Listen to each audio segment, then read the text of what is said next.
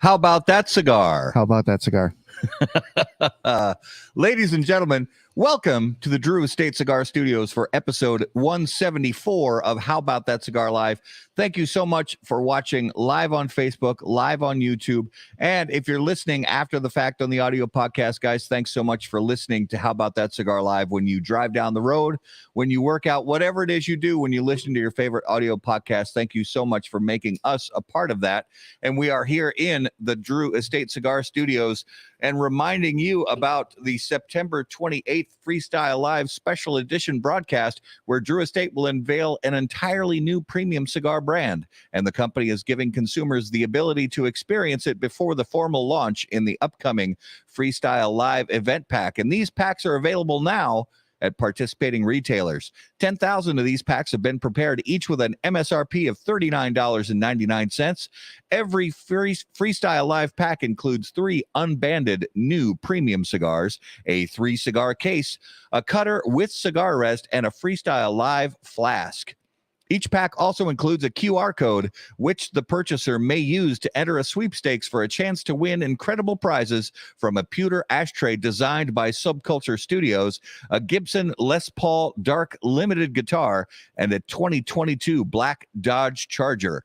Participating retailers are also automatically entered for a chance to win great prizes. Learn the identity of the mystery cigar by tuning in on September 28th. At 7 p.m. Eastern Time, only on Drew Estate's Freestyle Live YouTube channel and Drew Estate's Facebook page. Find a list of participating retailers at drewestate.com/Freestyle Live 2022. So, we both had good days yesterday. We did. Talk a little bit about, it was, they tried hard to give it away. They did. It's funny. Tom Lazuka, also, he posted, being a diehard Detroit Lions fan. I understand his, being a fan of a team that's rough year after year. But he posted, basically that Detroit tried to let Minnesota win. Yeah, it's frustrating when your team's in that position, because the Packers have been in that position before too. Yeah. Where like there was one of the Bears games last season where we tried the Packers tried so many times to give it away. And it was just kind of a back and forth of mistakes. Yep. But it was a comedy of errors yesterday. And, Justin Jefferson did he wasn't even targeted. Not really. I'm not sure why they're not getting him more included. Yeah. Well, and the story leading up to yesterday's game was Dalvin Cook wasn't even being fed the rock much at all. And so it was good to see him get a lot more carries this game. That was good. I think it did open up some things, but at the end of the day, it was an ugly game on both sides. I was convinced that we were going to allow Detroit to come into our house and beat us, but they put together a last minute drive and connected. Yeah, so, it was a good ending for you guys. As far as the Packers go, I was completely blown away. I expected the Packers going in to play Tom Brady and the Bucs in Tampa Bay. I expected the Packers to lose by 10 to 14 points. And so I was completely blown. I had no idea that was going to happen. But it was also one of those things where there were so many turnovers. It was back and forth, and after the Packers had a really good first half, then they completely, the Tampa defense made some great adjustments and completely shut them down in the second half. And Tampa Bay came back, but there was clock management, big time problems with Tom Brady. He's best ever, but he, wasn't managing the game well, which he usually does a great job of. And there was something interesting. I saw Aaron Rodgers' post-game interview where he saw something on the Jumbotron. I saw a little something about that. And I don't know what it was. I don't know if he saw a certain formation in their what it was, but he went to his coaching staff and told them something about it. And for all we know, the coaching staff already knew about it and was already all over it. I have no idea, but it's interesting. The Jumbotron it can bite you if you're not careful about what you're putting up on screen, if you're giving things away. But I mean, one way or another, they've got both teams have 6, 7 guys up in the press box, Yep. With monitors and binoculars and all this stuff. I don't think they need Aaron Rodgers looking at the Jumbotron. Right. Yeah. But it was a good win. It wasn't pretty, but it was, it's good to have a win. Well, obviously, not as a truly unbiased fan, watching the Packers and Tampa Bay, I wanted, I just wanted to see a good game. Yeah. I was, because Matt's sitting right next to me. I want the Packers to do well, but I thought it was going to be 17-10 Tampa. That was my call. And it's funny because we stopped in and watched the first half of the game at this shop in Chicago, and the guys were like, well, the point, it's 42 points was the. I thought it was going to be a high scoring game. Yeah. I thought it was going to be. My guess was 34-20 Tampa was going to be the final score. That didn't play out. I'm okay. No. It didn't play out that way. Yeah. But technically, the Vikings are still in first place in the NFC North because the Vikings have 2 of their 3 wins. Sorry. Both their wins are against division teams. So technically, Vikings still in first place. Yeah, but I'm not. You're not holding on hope for that. No. Preseason, I was like Super Bowl homeboy. every year Super Bowl. Yeah.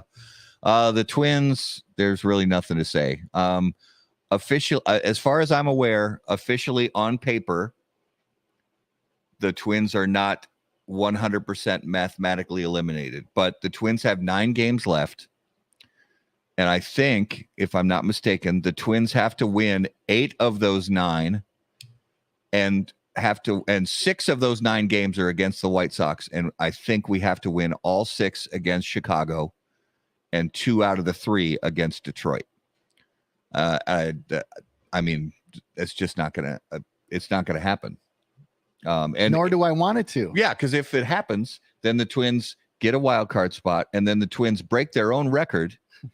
And then they, instead of having 18, the Twins would then have 19 straight playoff losses, which would only beat their own record for all of professional sports, not just baseball. Yeah. Let's not break that fun. record. Let's just finish the season and, then come back next year and hopefully do it all over again. Hopefully. Yeah, I want to be hopeful about it, but it's the Twins. So what are you going to do?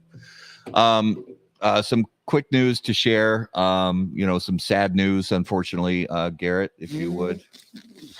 So got a call early this morning from Nicole Noble, who is a co-owner of Adventura Cigars, to inform us that at 3 a.m. last night, the Adventura factory was on fire, and it was actually still on fire at that time, but started at 3 a.m. several hours later, still on fire. And obviously for Adventura, it's devastating, but not only for Adventura, but you've got Room 101, Caldwell, La Barba, Freud, several other projects that that factory was doing products for. So huge loss for several companies, and we don't know what it looks like for the next few months. We know that some production will be picked up by William Ventura's factory, the El Maestro factory just up the road, but it'll basically be treading water, and we don't know what that means for some of the fringe projects that they were doing. So a lot more to come. We should know more next week. And I'll get that news to you guys next week, or as we see press releases come out. Yeah. Fortunately, nobody was hurt. Yeah, nobody was hurt. That's the good news. Also, this time of year is when, especially shops in the northern states, start slowing down. But still, it's devastating. Yeah, absolutely devastating. Yeah, you never like to see anything like that happen, and hopefully they can get back up and running as quickly as possible. And something for us as consumers to remember, that you go into your favorite shop to order your favorite cigars or find your favorite cigars on the shelf, and they're not there. There's usually a laundry list of circumstances that go into why cigars aren't there. So take a breath and don't necessarily be pissed off at your local shop, and don't necessarily be pissed off at your favorite brand. Stuff happens sometimes. So just think about that next time you see some stock shortages on your favorite stuff, that sometimes there's bigger stuff going on around us than we really realize. And hopefully they can get back up and running really quick. Yep, absolutely. So let's do this, ladies and gentlemen. Jump into our main event of the evening. And this is episode 174. And as always, on How About That Cigar Live, you guys know that special guests are brought to us by our friends at Corona Cigar Company. Corona Cigar Company and coronacigar.com, the internet's largest and easiest to use virtual cigar store. Corona Cigar Company offers the finest handmade cigars, humidors, and cigar accessories at the absolute lowest possible price. You'll also find unique and limited cigars made with Florida sun-grown tobacco. As a proud American, president and founder of Corona Cigar Company, Jeff Borshowitz knew it was possible to bring cigar tobacco farming back to Florida. At Corona Cigar Company, you'll find the best selection anywhere in the world of cigars containing this special Florida sun-grown tobacco. If you live in Florida or are just visiting, be sure to visit any of the great Corona Cigar locations in downtown Orlando, Sand Lake, Tampa, Lake Mary, and a new location coming soon to Sarasota. To learn more, visit coronacigar.com and floridasungrown.com. All right, guys, if you would please put your hands together and welcome to episode 174 of How About That Cigar Live from Veritas Cigars, Mr. Chris Weber. Welcome to How About That Cigar Live. Thank you guys for having me. Fantastic. So, before we jump in, let us know where you're broadcasting from. It looks like, unfortunately, you're in a hotel room, so you can't smoke along with us. But yeah, I'm in a hotel in Midtown Manhattan, just here for the evening, and then I'm going to be heading out to the Smoke and Shields headquarters up in Queens to meet with some friends up there. Okay, we have a project that's going to be announced very closely related to that pretty soon. Oh, very cool. Very Awesome. cool. Well, yeah, too bad you can't be smoking with us. I mean, I'd say we'd spring for the cleaning fee, but I don't think either one of us can actually afford the cleaning fee in a Manhattan hotel room. So, well, I asked about it, and I asked if I could cover up that smoke detector over there. Yeah, I was solidly told I would be escorted swiftly from the premises. So right. I've already been kicked out of one hotel in Vegas. Not going to do that again. So. Yeah. Well, so Garrett, I don't know which one you fired up.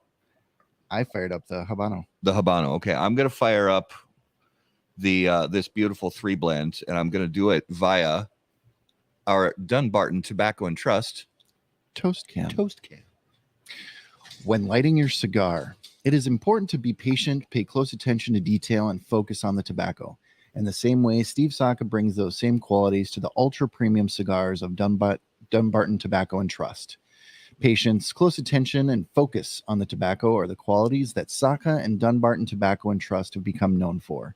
From Sober Mesa to Umbagog, Dunbarton has a blend that will fit your palate, your mood, and any occasion. Visit dunbartoncigars.com to learn more. Now, Chris, you live in Hawaii. Yes. Is that where you grew up? No. Born in North Carolina, but 90% of my life plus I grew up in Delaware.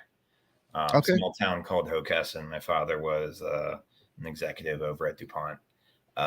So for the first 2 years of my life, it was North Carolina, Delaware, down to Tennessee, then back to Delaware. But Delaware is pretty much where I'm more Delaware than I am anything else. Sure. Anytime I think of Delaware, it brings me to Yeah, I wondered if we're going to think the same thing. Wayne's World. Yes.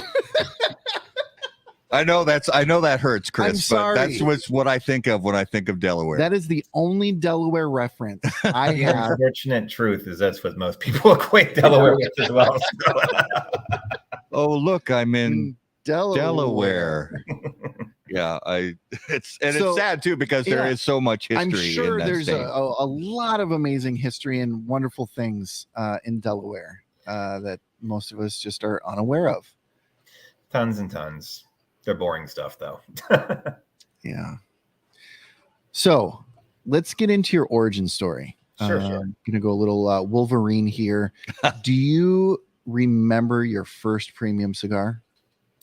Oh, God, yeah. They were the Cohiba Cristals. And they came in those little glass tubes. I was in high school and I had a fake ID and I was wanting to smoke some because I was on the golf team. So we chose golf as a sport because it was the only sport that would take us off campus unsupervised by anybody. I went to a boarding school, so that was a big deal for us. Yeah. They just looked so cool in those glass tubes. So I was like, all right, fuck it. Let's try it out. Absolutely. Yeah. And how did it go? I don't smoke them anymore. I guess through the path of just one, becoming a fan of cigars, but once I got into the industry, kind of really understanding cigars and tobacco more, I realized that, just because Miller Lite might bring you to the table, you usually end up with something else. You find what you like along the way. Yeah. All right. So help us bridge the gap between Cohiba Crystals and becoming enough of a cigar nerd or in love with cigars to want to venture out here. Yeah. So high school, college, first few jobs. We started in 2011. So for us, the venture for Veritas wasn't even I've smoked cigars all along the way. And usually they were gifts from somebody else. I'd go to St. Martin with family and I'd buy, Cubans. I can't really tell you definitively that they're real or not. The guy said they were, not knowing enough to know if that was a true statement or not. I enjoyed them. Usually the punch or Cohiba Cubans, quote unquote. Always on the golf course, always with friends after a hockey game because we played beer league hockey. So our games would end at 10 o'clock, 11 o'clock, midnight. We'd stay in the parking lot, we'd have a keg and smoke sticks. And then somebody that used to work at a dealership that I was affiliated with came to me and said he wanted to start a publication. Seemed like a trustworthy person. I'd known him for several years at this point. That started, part of the publication had a cigar event factor around car shows. And then it became, where are we going to acquire all these cigars from? It's kind of dumb to buy them at retail and then mark them up more than they would be at a normal retail price point. So that was the bridging of the gap to, why don't we just find a way to make cigars for ourselves, for our little events? And then that morphed into, let's make cigars. Oh, yeah. Okay. And then, so you decide you want to make cigars. What does that process look like for you as far as finding a factory, working on blends? Kind of bring us through the process of what you guys did there. That part of the process, unfortunately, so there were three partners in the beginning of Veritas, Dave Larison, myself, and this aforementioned gentleman. Dave and I had found along the way that the aforementioned gentleman was a little bit less than honest, being an understatement. So the point is that Dave and myself were both, I won't call us aficionados. We were fans of cigars. We enjoyed smoking cigars, usually in groups, usually with friends. It was the third gentleman that picked the initial factory that we went through. Couldn't even tell you a straight story as to how he chose that factory. But we didn't stay there long, to say the least. Things started out great. I had been advocating to go down, see the process, go down, see the process, go down, see the process, was shot down on that concept. The factory at the time was more than willing to have us down there, welcome us and all that. The original person didn't want the original third person, who will remain nameless. There's a reason why I'm not dropping his name. Yep. No, That's totally fine. Yeah, absolutely. Yep. Didn't want to do that for whatever reason. And then, what happens when the cat's away? Mice play, and just quality control just started going down. It was around Orlando, IPCPR, when it was still called IPCPR, where we met who became my mentor, Carlos Sanchez. He owns the Casa Cigar Factory, down in Esteli. And he was like, look, I'm going to teach you everything you guys need to know. There was a lot of conversation in between, so I'm jumping ahead quite a few steps. But invited us down, invited us to stay in his house. And he said, look, I'm going to take you to other factories as well. Even if you don't utilize my factory, I want you guys to, you're passionate. I can tell that you have passion. I can tell you want to learn. You'll at least leave with the knowledge to figure out where you want to make your cigars with. And long story short, we ended up making them with Carlos for a very long period of time. He took me under his wing, and definitely very, very, very close person to my heart. Very, very close person. Yeah. Isn't much I wouldn't do for the guy. So before that, even kind of going back a little bit of a step, was did you have another career path in mind? Like, when you're in high school and college, you're thinking, oh, I'm going to be this, I'm going to be this, I'm going to be this. Did you have, going high school, I was committed to being an architect. Okay. And then I got into architecture school, and I found out very quick, I am shit at physics, which is a large part of architecture. Yeah. So from an artistic standpoint, I can design a kick-ass place, building or whatnot, but probably would fall down when you shut the door for the first time. There's a lot of stuff that's in that where that's more my father's bag, like the physics, the science, and everything that goes into the engineering aspect that goes into it. And try as I might, I found not only was I not good at that, but I transitioned to business, and then marketing became something. I transitioned into finance management, but from my first few marketing classes, I realized I love marketing. Of course, this is before what we know marketing to be like today. This is just the old tradition. I mean, God, I'm 39 years old, so I'm going way back. But now with when you're looking at like social media marketing, when you're looking at targeted marketing, when you're looking at digital marketing, none of this stuff existed back then. So it's just been a lifelong journey for me on that. By no means am I an expert. I never tried to pass myself off as an expert in this field. I'm always constantly learning. The same with that. But I was convinced at that point, when I went from architecture to finance management, I was convinced I was going to be like my uncle. I was going to work on Wall Street, and I was going to be taking the world by its tail. And I realized I didn't like any of that. I did an internship for one summer, and I said, I don't want to be around these people. It's nothing against those people. From my psyche, I can't wrap my head around that. Yeah. So it went into marketing, and then from there, I just did a string of entrepreneurial jobs along the way. I used to work in finance for ING Direct. I got into finance, even though I was not a finance major at the end. But I never envisioned I would be here. But I will say that even though I fell ass backwards into this industry, I wouldn't trade it for anything else. I'm very happy with where I'm at. Yeah, that's very cool. Now, when you guys first sat down and said, okay, we're going to start putting some blends together, we're going to make a cigar brand, what was the reasoning and the sort of the vision behind the name and Veritas Cigars? Well, Veritas comes from my high school motto, Veritas Sine Timore, which means truth without fear. So shortened down to just Veritas. In the beginning, that was kind of unfortunately all Mr. Larison and myself were actually kind of involved with, was naming. The other gentleman kind of took off with everything else. I can answer this question better for when we gained control of the company, when we decided the direction that now that we had control, where we wanted to go with it. Veritas to me, just it meant something. I mean, for every graduating class in my high school, you had to write it. What does Veritas Unite Tomorrow mean for you? So that was our senior essays. And for us, we knew that we kind of started the wrong way in that we were blending to our palate. What do we like? What do we want to smoke?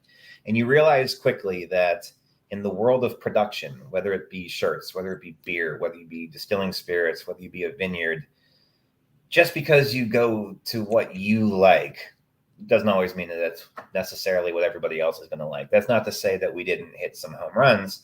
Just means to say that it took us some time to learn the perspective of, all right, let's appreciate what's good, whether or not it's something that I would go to daily.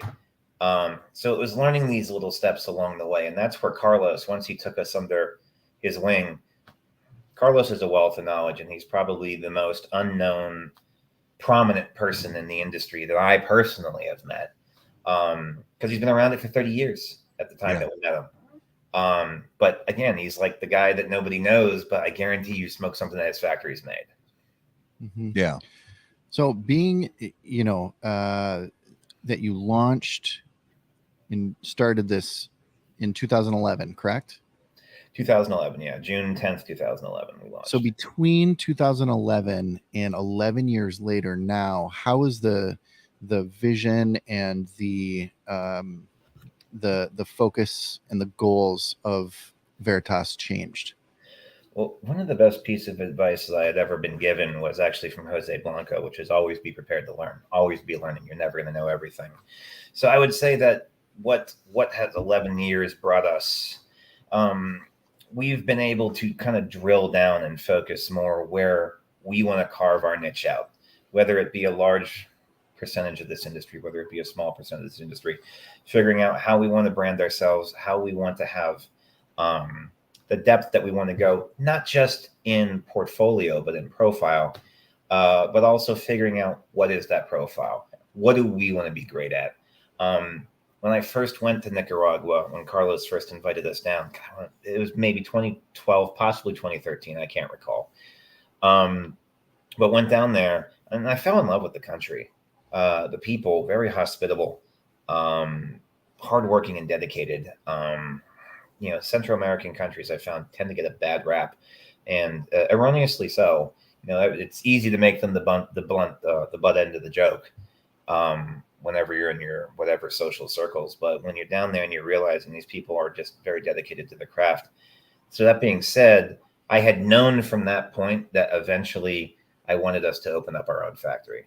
And Dave and myself, Mr. Larison, we were on the same page with that. We had differing timelines. He's a little bit more conservative, fiscally conservative. So he wanted the plan and the process mapped out. I was very gung-ho. He won, and rightfully so. And thank God that he did. Because God knows if we'd even be here today if it had gone my way. But I just got very energetically and passionate into it. And I wanted to experience that. And Carlos had no problem knowing that that was something that I wanted to do. And he would help prepare me with not to make the same mistakes he had made. Not to say that I didn't make mistakes. I made my own and new mistakes, but he wanted to make sure that I understood, all right, step 1, step 2, step 3, and climb the ladder rather than try and skip a step and fall down the ladder. So that's what 11 years has brought us, is trying to get from where we were to where we are now. And now where we are now, it's also learning that there's other stuff that we want to do, like acquiring land to grow tobacco and start experimenting with that. Not just for selling the tobacco, but for utilizing it ourselves, getting into like the science aspect of it. That's more or less where my father's expertise is, not so much in all things organic, but understanding that you could, do a lot of crazy stuff if you start fucking around with seeds. Mm-hmm. Yeah, it's the horticulture end of it blows my mind. I mean, I could barely even wrap my head around the first third of it. Mm-hmm. Oh, for sure. I could kill a cactus. I'm the first person to tell that. And the God, I have and done killed cactuses, not on purpose, just too much water, not enough water. And cactuses barely need any. But it's understanding what you need to look for in a person to help you along that path. And it's a resume and a CV that's chock full of not just science aspect, but all things, there's some organic chemistry in there as well. And having found the person that we will be working with in that endeavor is just that next step. And I never would have thought that that's where it went. I never would have thought that I would have liked to do that. I thought I always would have been content with, well, let's just control our production. And then it became, all right, well, we can control other aspects of the supply chain as well. So what would 2022 Chris go back and tell 2011 Chris? Oh, great question. Yeah. Be patient. Okay. Yeah. I mean, I could give a long explanation and it would never be as succinct as that. Is that it's good to be passionate. It's good to have energy. It's perfect if you can like what you do. Be patient. Make sure that you're understanding the steps you're going to take, not just what the step's going to take, why you're going to take it, and how you take that step. 2011 Chris was very gung-ho. I'm glad we've made mistakes along the way. Thank God they weren't expensive mistakes, but they very easily could have been. So patience is the key. Having a little bit of understanding goes a lot farther than having a lot of passion. Okay. Now for our viewers and listeners that aren't familiar with Veritas Cigars, I'm, like we said before, I'm smoking the 3 blends, which is, it's just like it says, it's barber pole with what looks to me to be San Andreas, Ecuadorian Habano, and Ecuadorian Connecticut. Did I get that right? Pennsylvania broadleaf, but everything was correct. Pennsylvania broadleaf. And then Garrett is smoking the Torch Habano. Yep. And then Ecuadorian Habano. So then we've got the Torch Maduro, which is San Andreas.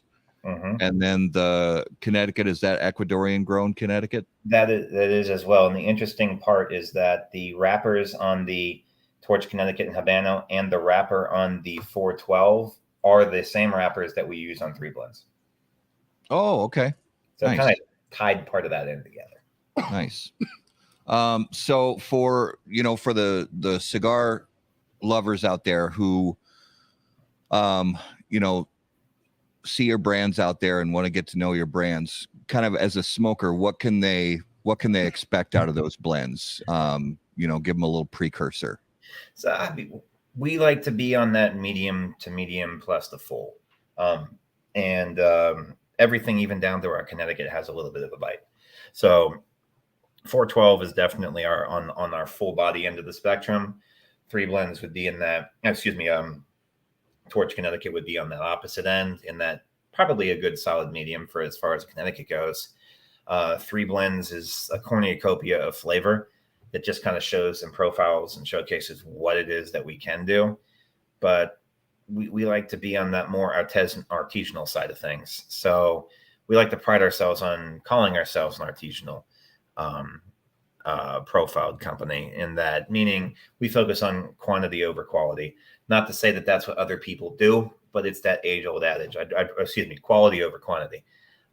We focus on the quality and consistency within our blends and in our construction of our cigars. Yeah.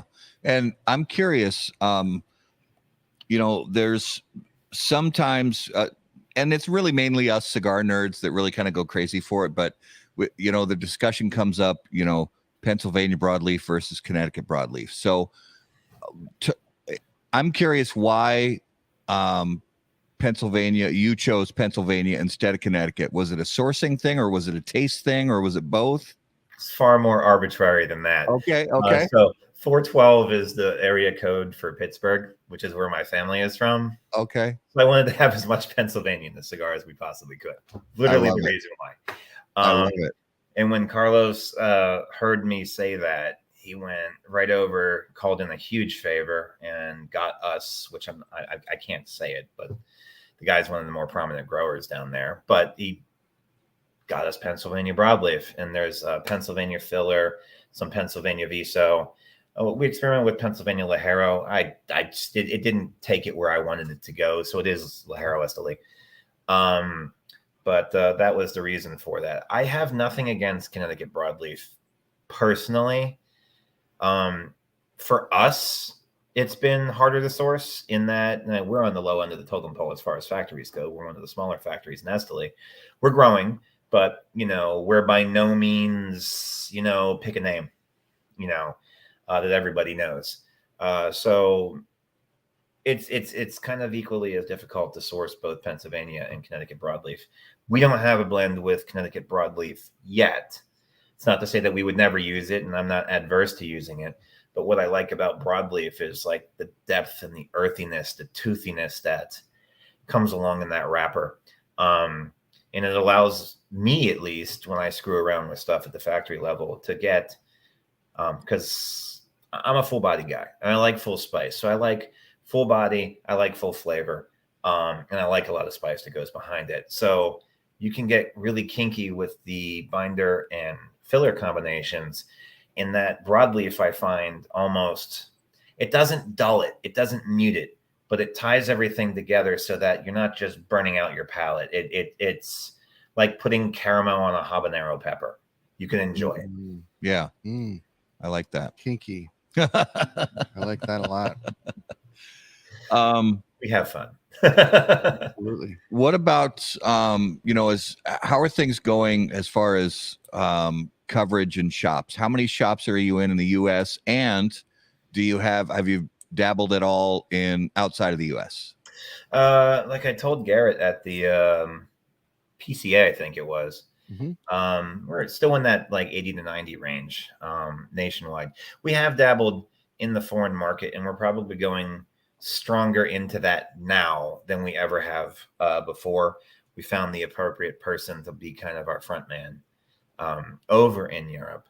Because look, sales is a full-time job. If I only ever approached Europe 3 to 4 times a year, what can I ever expect to accomplish? So we wanted to take the perspective and the process where having somebody that's in Europe, that's in the industry, has been in the industry, that can bridge a few gaps for us, but at the same time, be that person all the time. And we found that we met up at PCA and executed everything, and it's begun. Outside of Europe, we've dabbled in Asia. Historically, Asia is just a very finicky market, usually because of taxes. The smaller you are, the harder it is, because if you're not Fuente, nobody knows you. Right. Specifically, like in Japan, that's a big problem, where boutiques could do great if they had presence, but everybody knows Fuente, everybody knows Padron, everybody knows Oliva, and these are all great cigars made by great manufacturers with lots of legacy. So there's that name recognition that goes along with it. The other reason why we wanted somebody full-time in Europe was to help solidify and build our brand recognition, but also build brand loyalty on a day-to-day basis. Yeah. Is there a geographical hotspot for your brand? Oh, for us, it's definitely Western Pennsylvania. It goes without saying. Pittsburgh was the first market we went into. Leaning House Fine Cigars in Bell Vernon was the first cigar shop that ever picked us up, sight unseen. I shouldn't say sight unseen. He saw us at the IPCPR, but definitely that's our hotspot for us. And Pittsburgh being what it is, it's just, I've always loved seeing the Pittsburgh cigar market grow, because it's grown by people that have passion for sticks, cigars, blends, manufacturers, where they don't get tied down to one thing. They have a diverse cornucopia offering, and every single shop helps one another. Like if somebody's out of Liga 9, but this person's got, Rothschilds. Hey, I need Rothschilds. Well, I need Liga 9. They'll literally drive it over to each other's shop. It's not to say that doesn't happen in other markets. I notice it more probably because I pay attention to that market more, but Pittsburgh's been a solid market for us since 2011 on. So nice. And it's my family's home, so I have a soft spot for it. Yeah. I can tell you that depends on markets, because there are some that absolutely do that, and then there are some that absolutely do not do that. But I think there are more shops that are willing to help out than not. And that's the other part I like about this industry is it's like the last romance-based industry where, I mean, it's not to say everybody gets along, right? Some people love me, some people hate me, some people are indifferent, doesn't really matter. But overall, as a whole, if I need something, I can usually get it. If somebody needs something, I'll usually get it. It's name another industry where it's like that. Most are cutthroat. Yeah. Quite literally sometimes. I was lucky to go on the road with Mickey Pegg for a while, and one of his famous sayings that he said over and over again was "Rising tide lifts all ships," and that is absolutely true in the cigar industry. Very, it's very wonderful to see that. I'm just writing down what you said. The last romance-based industry. That phrase just. I'm enamored with that phrase. I love it. I'm literally writing it down. He's going to write a song. It's going to be beautiful. It'll make. Well, that's like they always said like the Scotch and whiskey industry were exactly the same way, and you find out they're every bit as petty as anybody else. Of course, it's not to say there's not pettiness here, but this is truly one of the last industries where you have something that's grown by hand every aspect of the way. The cigars planted, the seeds planted by hand. It's picked by hand. It's sorted by hand. It's hung up in the curing bars by hand. It's fermented over and over and over by hand. 300 hands, I think they say that is how many hands touch that before it ever reaches a retail. There's some romance to that because we're so, situated on these damn things that we've lost touch with reality. And for me, as a person that suffered with ADD his entire life, I found I'm more focused when I'm talking about cigars, learning about cigars, going through a process of a blend. It's not to say that I am the blender. I work in collaboration with people that are much more knowledgeable at my factory and it's understanding that that's the best way I'm going to learn. So you don't see that in many industries anymore. It's about cutting corners, making it cheaper and making it faster. We don't. Yeah, absolutely. Yeah, absolutely. So you mentioned Carlos a couple times already.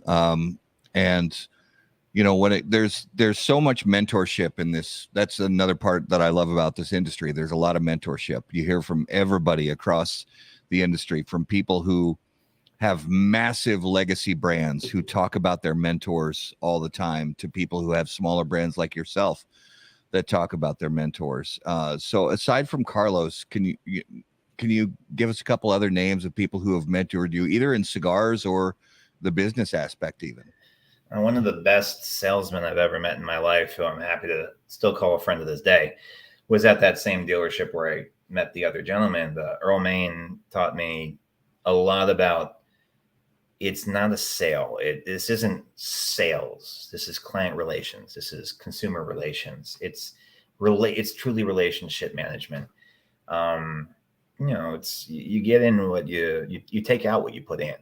If you put in nothing, you can't expect to take anything out. So it's building those established relationships.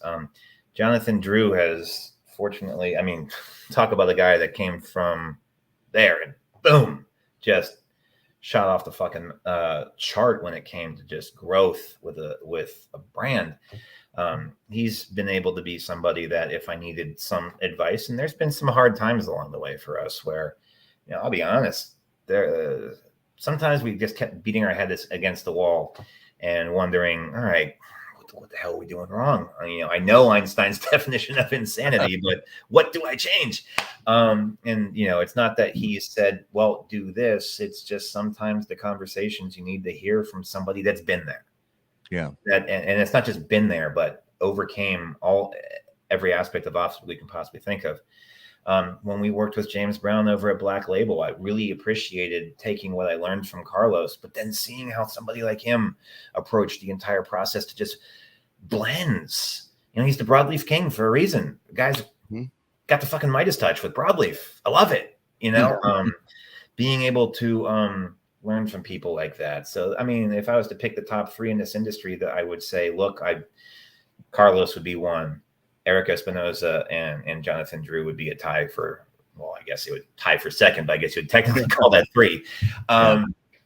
But those are guys that if I call, just pick up the phone and I just need some advice or bounce an idea off of somebody, Yeah. And I like that in this industry. It's not everybody, of course. But even if that's competition, the fact that they would even take the call and actually give me what I believe to be heartfelt and honest opinion and advice, well, that speaks volumes to someone like me. Yeah, I like that. And we've heard those names before. Other who who have also gotten good advice from those same individuals you mentioned, and that that's just speaks to their character. That, and you want to be in a position where someday you can do the same thing for somebody else. That would be my ultimate goal. Going. Yeah, pay it forward. Yeah, yeah. So is it time? Oh, I think it is. Is it time? It is time. It is now time for this week's Numero de los Muertos.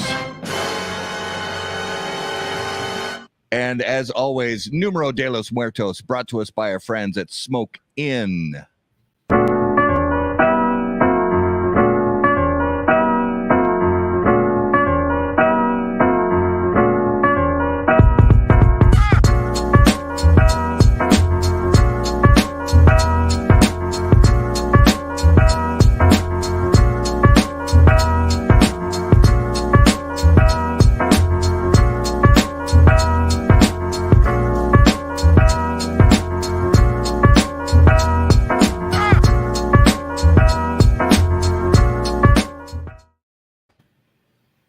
All right, Numero de los Muertos, episode 174. Garrett, what do you have for us this week?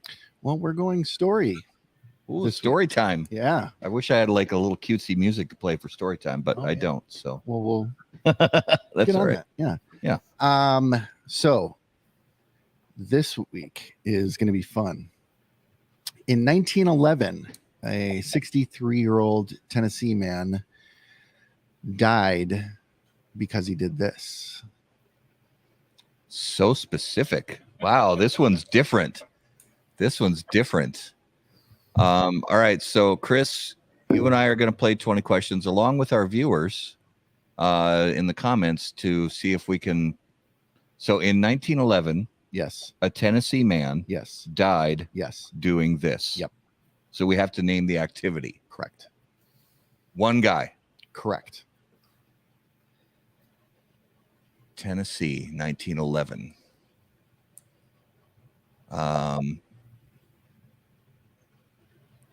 Moonshining. Oh, you're close. Oh, really? Well, you're in the right. You're in the right industry. I'll say that. Distilling. So, well, you're getting close to the person. Oh, there was that. We want to name the person. I mean, that'll come out, but and that's actually irrelevant to how he died. So moonshining is not. He was kicking his safe. Was that it? Yes. He was so safe. He was what? Well, Chris, you clearly know the story. Oh God, it's only because a buddy of mine just moved to Hawaii from Rochester, and he told me the story. It was Jack Daniels. Yes.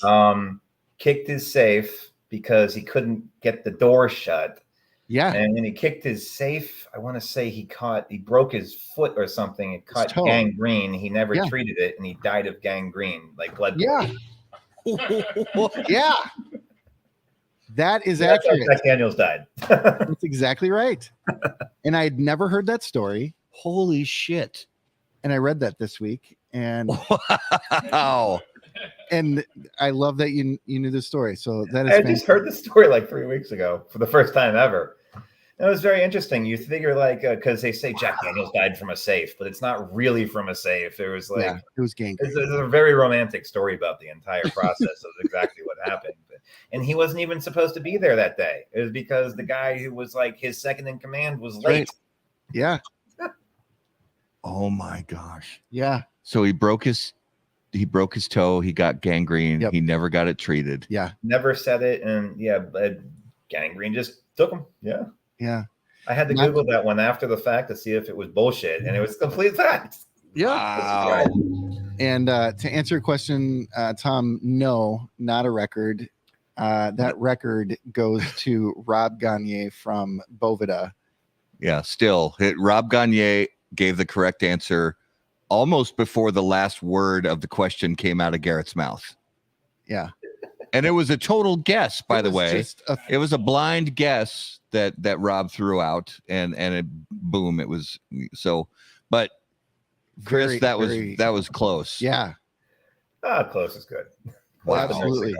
That was great, man. So the lesson this week is if you get a wound of some type, get it treated right away.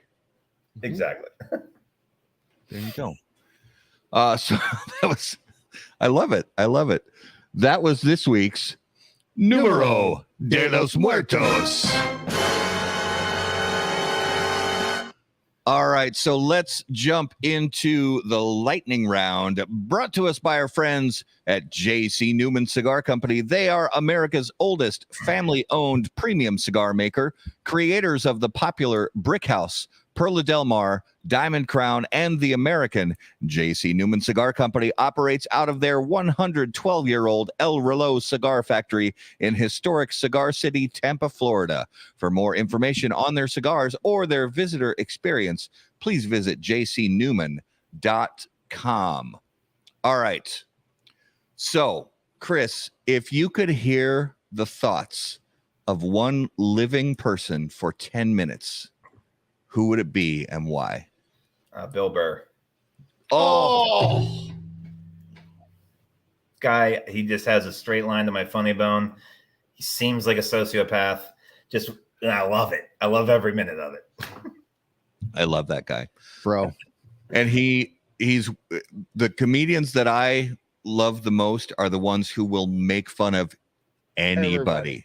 Everybody, anybody, doesn't matter. He will pick apart anything. Mm-hmm. And he picks apart himself in the I love it. I love that guy. Love that Bill guy. Burr. All right. If you were about to get into a fight, what would your soundtrack music be? I mean, Pittsburgh. Something. Renegade. There. Renegade. Before every Steelers song. And I might not even have the appropriate name for the song, but yeah. Song. Don't even know who sings it. All right. All right. So choose one of the following. You could hit a home run as a starting pitcher. You could score a touchdown as a defensive lineman. You could score a goal in a hockey game as the goalie, or you could score a goal in a soccer game as the goalie. Hockey goalie. I've played hockey. I figured you were a hockey guy, so yeah. And yeah, I assume that you're Steelers, Penguins, Pirates across the board. Fuck the Pirates. Wow. Penn Steelers. God, I growing up when I played Little League, we were always Pirates fans. And like new ownership is just content to collect CBA money. Yeah. And do nothing with the team. They're dead to us as a family. So we gave up our season tickets to the Pirates a long time ago. Okay. Did you give up on baseball altogether, or did you get a new team? Not so much. I don't know. Baseball for me, it's like baseball was one of those sports. And I can appreciate the sport, but I really had the passion for it when I was playing Little League. Yeah. And when I stopped playing Little League, it just gradually dissipated. I enjoy going to a game. I enjoy having a dog and a beer and being there with friends.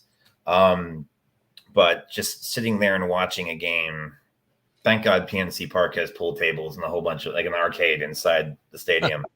But like hockey, as a person that I don't play anymore because last concussion and broken neck was pretty much the end of my beer league days. But yeah. I skate and I do free skate.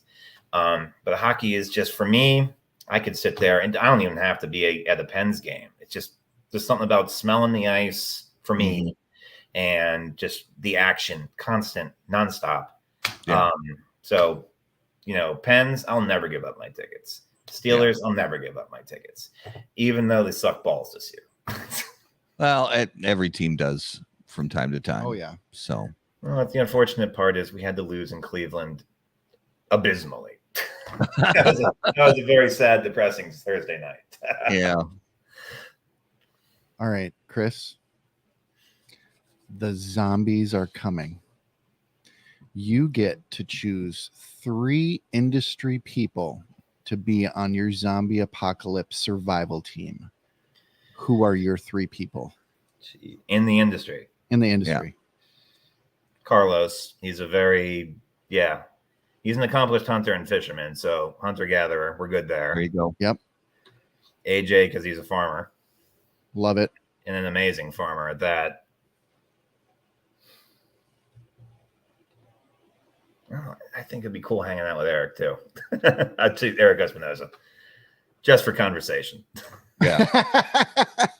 Well, Absolutely. plus he's pretty strong guy. He could probably. Oh, yeah. Well, yeah, that as well. But you know, you're probably going to die in a situation like that. You might as well go out with people that can entertain you. Yes. Love it. I love it. All right, so let's jump into this week's Notable Smokable. Notable Smokables brought to you by Luciano Cigars. Notable cigars, notable passion, notable purpose. So, Chris, each week on the show, we each name a cigar that we smoked recently that was notable to us. Now, it could be a cigar that's been on the market for decades that we smoked for the first time in a long time, or it could be a cigar that is new to the market that we smoke for the first time ever. Obviously, you're mostly smoking your own stuff, but if you get a chance every once in a while to jump outside of your portfolio, is there anything you had recently that stood out? Actually, there's a shop here in New York, in Bayside, Harry Savannah Hut, and he started putting out all these. And Harry and I love Harry. Harry loves me. That fucking cocksucker. He's like, come on, baby. Yeah. But he's been putting out these different projects with different, one-offs with different manufacturers. And I smoked the No Free Ride, which has a picture of the New York Metro ticket on it. And I really enjoyed that. So I went back and bought a few more the other day.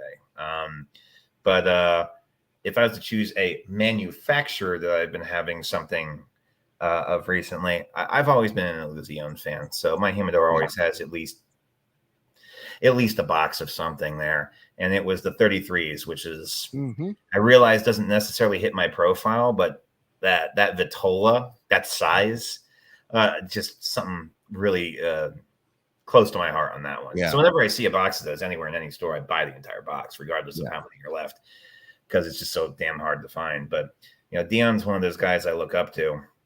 That I have no relationship for no other reason than, you know, I've just never had the time to spend any long conversation with him. But I look at that guy, and that guy is Rain Man of tobacco without being Rain Man. He knows everything. Like I appreciate anybody in this industry that can think the blend and then just know it's going to be a home run. Yeah. And I would say that he does that at least 9 times out of 10. I'm hard pressed to pick a bad Illusion. I don't even think I could. Real quick to go into just the rabbit hole for a second. Harry, everybody needs to meet this guy. Everybody needs to meet this guy. So Adrian Acosta brought me in to meet with him, and we go there, and they're calling each other cocksucker and motherfucker. And he knew that I was from the Midwest, and he didn't want to offend me. So he's like, well, and I can't call you a cocksucker because I don't know you. I was like, what do you mean? I'm a cocksucker. I can be a cocksucker. And so then I too was in the club, but that guy is fantastic. Love him. Wonderful energy. If you're in the New York area, you have to go and see Harry at Harry Savannah Hut. Bayside, Queens. Gotta go. Yeah, I gotta get the East Coast one of these days. It's been way too long since I've been out that way. So my notable, Matt and I took a trip down to Indiana to commemorate, or I should say celebrate the life of a friend that we lost way too soon a year ago, and got to smoke a cigar from his stash, which was a JSK Red Knight. No, that was the it was the Cernanac Salomon. Yep, that's what it was. I thought it was a Red Knight Salomon, but no. Yeah, Cernanac. Yeah. Yep, Salomon. And just a Very emotional time smoking one of his cigars that he had, and a beautiful time down there with friends and family of Tim Sudkamp. So Yeah. That was my notable smokable for sure. Yeah, and it's high on my list also, but just for the sake of not choosing the same thing, on the trip back yesterday, we stopped at Vic's shop in Chicago, and I'm sorry, remind me the name of the shop. Norwood Royal. Thank you, Norwood Royal, and beautiful humidor. I had seen pictures of it. I finally got to walk through the humidor, and it's endless. It's great selection, and saw a cigar that I enjoy on a regular basis and picked one up, and that is the Sober Mesa Brulee Blue from Steve Saka, Dunbarton Tobacco and Trust, and picked one of those up, smoked it this morning with my coffee. Never disappoints. Very nice, mild blend. So that was my notable smokable of the week, and that was this week's Notable Smokables, brought to you by Luciano Cigars, improving lives through fine cigars. Visit lucianocigars.com to learn more. So, coming attractions for the week, or for the next few weeks, actually, brought to you by our friends at AJ Fernandez. AJ Fernandez now produces unparalleled premium cigars in Esteli, Nicaragua. The AJ Fernandez portfolio of cigars provides a blend, strength, and flavor profile to match the preferences of any premium cigar consumer. Whether it's New World, Dias de Gloria, San Latano, Enclave, or Bellas Artes, you are sure to be satisfied with a premium cigar from AJ Fernandez. So, coming up next week, I cannot believe it's October already next week. My gosh, I know. So on the 3rd of October, we have Miguel Shodell from Crown Heads Cigars. And then the week after that, on the 10th, we're going to be on the road. How About That Cigar will be live at Tobacco Grove in Maple Grove, Minnesota, talking to Jeff Hogan and the team, hopefully some other team members from Crux Cigars. Just have a nice sit-down herf over at Tobacco Grove and chill for a while and enjoy some great cigars.